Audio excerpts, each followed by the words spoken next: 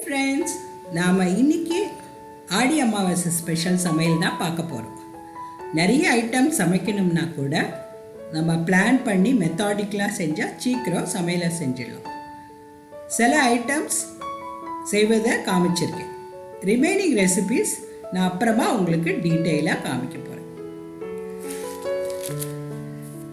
இப்போ நமக்கு தேவைப்படுற காய்கறிகள்லாம் முதல்ல நறுக்கி வச்சுக்கணும். சாம்பாருக்கு, அவியலுக்கு,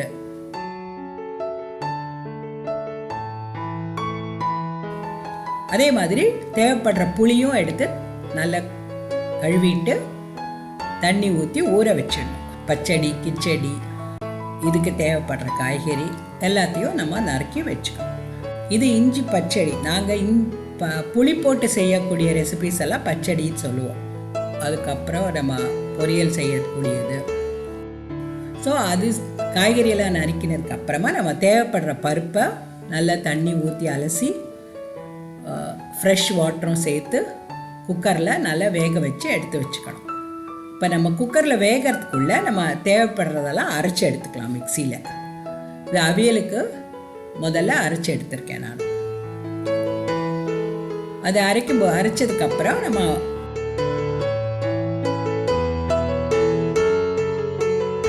ஒரு ஸ்டவ்வில் நம்ம அவியலுக்குள்ள காயெல்லாம் சேர்த்து வேக போடலாம். இன்னொரு ஸ்டவ்வில் சாம்பாருக்குள்ள காய்கறி எடுத்து வேக போட்டால் அந்த வேலையும் சீக்கிரம்.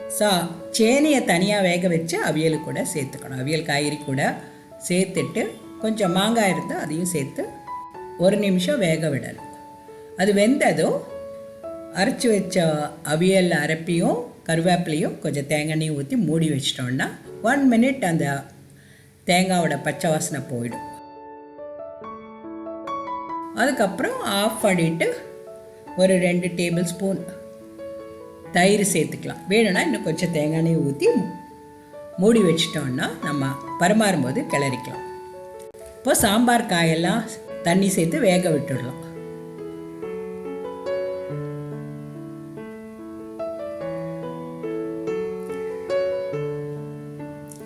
ஒரு ஸ்டவ்வில் நம்ம சாம்பார் காய் வெந்துட்டுருக்கு. இன்னொரு இதில் நம்ம அவியலும் ரெடி ஆயிடுச்சு.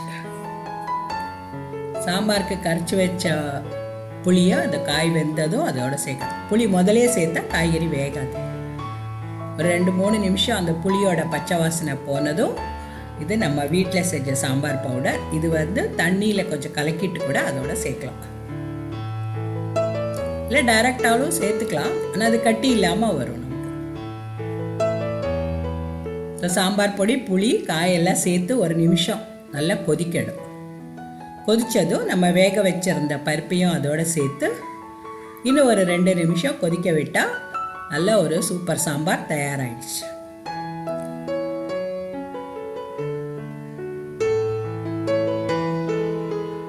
சரி, எல்லா கறியும் நம்ம செஞ்சு வச்சுட்டோம்.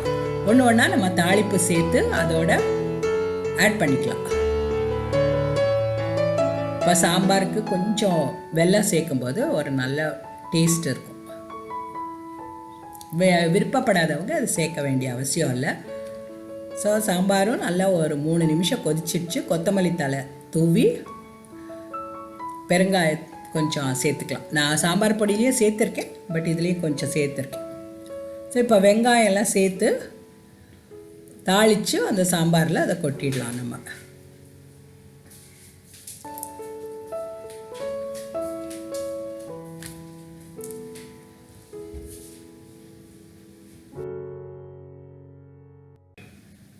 வெங்காயம் நல்லா வதக்கணும். ஏன்னா நம்ம அதோட வேகப்பாடு போகிறதில்ல, நல்லா வதக்கி அப்படியே சேர்க்க போகிறோம். அது அந்த கொதிக்கிற சாம்பார் கூடயே சேர்ந்து ரொம்ப டேஸ்டியாக இருக்கும். சரி, இப்போ நம்ம பருப்புக்கும் தாளித்து எடுத்துடலாம்.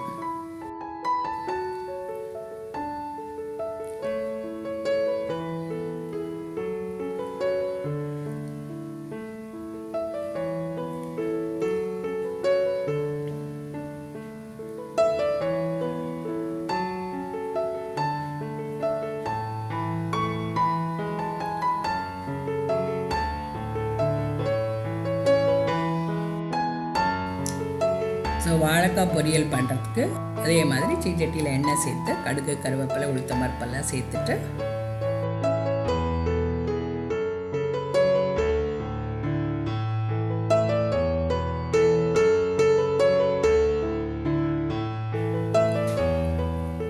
வச்ச வாழைக்காய் சேர்த்துடலாம்.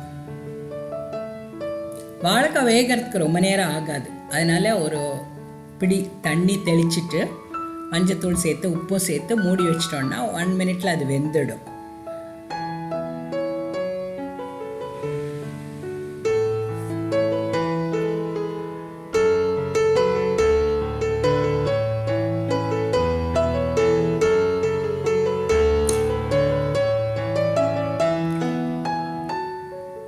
ஸோ வாழைக்காய் வெந்து கொஞ்சம் ஃப்ரை ஆனதும் கொஞ்சம் மிளகாத்தூள் சேர்த்தா போதும். வாழைக்காய்க்கு நிறைய மசாலாலாம் சேர்க்கணுன்னே இல்லை, வெறும் மிளகாத்தூளே போதும்.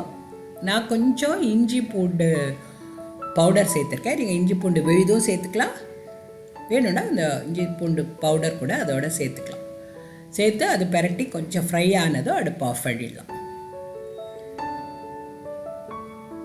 அடுத்தது இஞ்சி பச்சடி செய்யறதுக்கு நம்ம நறுக்கி வச்சிருந்த இஞ்சியை முதல்ல வறுத்து எடுத்துக்கிறோம். வறுத்து எடுத்து அதை மிக்சியில் கொஞ்சம் பொடிச்சுக்கிறோம்.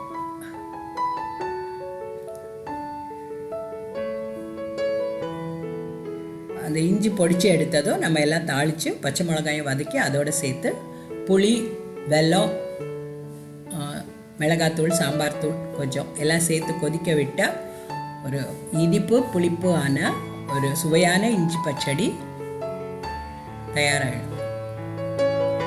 ஸோ இது வந்து நம்ம எல்லா ஃபெஸ்டிவல்ஸ் விசேஷங்களுக்கு எல்லாத்துக்கும் நம்ம இது செய்யலாம். நம்ம மற்ற காய்கறிக்கு கூட இந்த புளிப்பச்சடி ஒரு அடிஷ்னலாக ஒரு டேஸ்ட்டை கொடுக்கும். ஸோ இப்போ அடுத்தது புளிசேரிக்கு தேவைப்படுறதையும் அரைச்சிக்கலாம். நம்ம அந்த அரைச்ச அரைப்பையும் 1 நிமிஷம் கொதிக்க வச்சுட்டு உப்பு போட்டு அதை ஆஃப் பண்ணி ஆற வச்சிடணும்.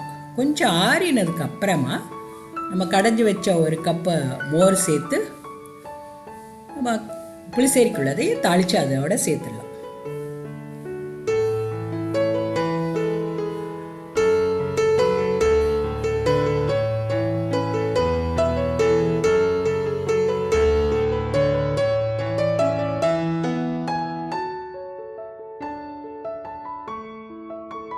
ஸோ இப்போ நம்ம வடைக்கு ஒரு உளுந்து 1 கப்பு ஊற வச்சுருந்தோம்.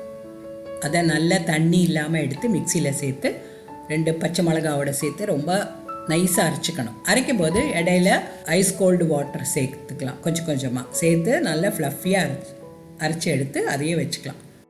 ஸோ மெதுவடை செய்கிறதும் நான் காமிச்சிருக்கேன், அதோட லிங்க்கையும் டிஸ்கிரிப்ஷன் பாக்ஸில் கொடுத்துருக்கேன். ஸோ நீங்கள் டீட்டெயிலாக பார்க்கணுன்னா நீங்கள் டெஃபினட்டாக லிங்க்கில் போய் பார்த்துக்கோங்க. ஸோ இப்போ அந்த அரைச்சி வச்ச மாவில் நம்ம வெங்காயம், பச்சை மிளகாய், இஞ்சி, கருவேப்பிலை, மிளகு, கொத்தமல்லி எல்லாம் சேர்த்து உப்பும் அரைச்சதுக்கு அப்புறமா கொஞ்சம் உப்பு சேர்த்துக்கணும். சேர்த்து நல்லா ஃப்ளஃபியாக வர அளவுக்கு நல்லா மிக்ஸ் பண்ணிக்கணும். இப்படி செய்யும்போது நம்ம மிக்சியில் செஞ்சால் கூட வடை ரொம்ப சாஃப்டாக நல்லா வரும். ஸோ இதை முள்ள தட்டி ஃபுல்லு மாவையும் நம்ம வடை சுட்டு எடுத்து வச்சுக்கலாம்.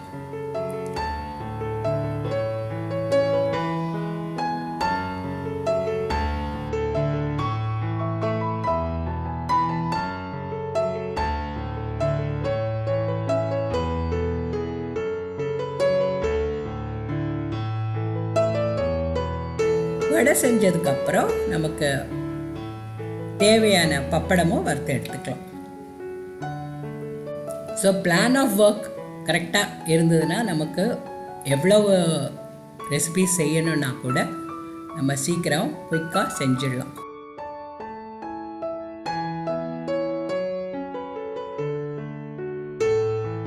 ஸோ இப்போ நம்ம ஆடி அமாவாசை விசேஷத்துக்கு நம்ம காக்காய்க்கு வைப்போம். அதனால் ஒரு இலையில எல்லாம் சேர்த்து காக்காய்க்கு வைக்கிறோம். ஆனால் அன்றைக்கி காக்கா வரவே இல்லை. ஐ திங்க் அதுக்கு நிறைய வீட்டில் ஃபீஸ்ட் இருந்ததோ என்னமோ. ரொம்ப நேரம் காத்து இருக்கும்போது ஒரு காக்கா வந்தது. ஆனால் ரொம்ப கண்டுக்கவே இல்லை, அது பாட்டுக்கு உட்காந்துருது. அதுக்கப்புறமா தான் ஸோ இப்போ ஆடி அமாவாசை சமையல் எல்லாம் முடிஞ்சிடுச்சு. ஸோ இப்போ அது படையெல்லாம் முடிச்சதுக்கப்புறம் நம்ம இலையில பரமாற போகிறோம். இந்த வீடியோ ஸோ நான் ஸ்வீட்டு கேசரி பண்ணியிருக்கேன் அண்ட் வடை நம்ம மாம்பழமும் வச்சுக்கலாம். இந்த வீடியோ உங்கள் எல்லாருக்கும் ரொம்ப பிடிச்சிருக்கோன்னு நினைக்கிறேன். ஸோ டெஃபினட்டாக உங்கள் கமெண்ட்ஸ் எனக்கு எழுதுங்க. அண்ட் கமலோஸ் கிச்சனுக்கு சப்ஸ்கிரைப் பண்ணுங்கள். தேங்க்யூ. என்ஜாய்.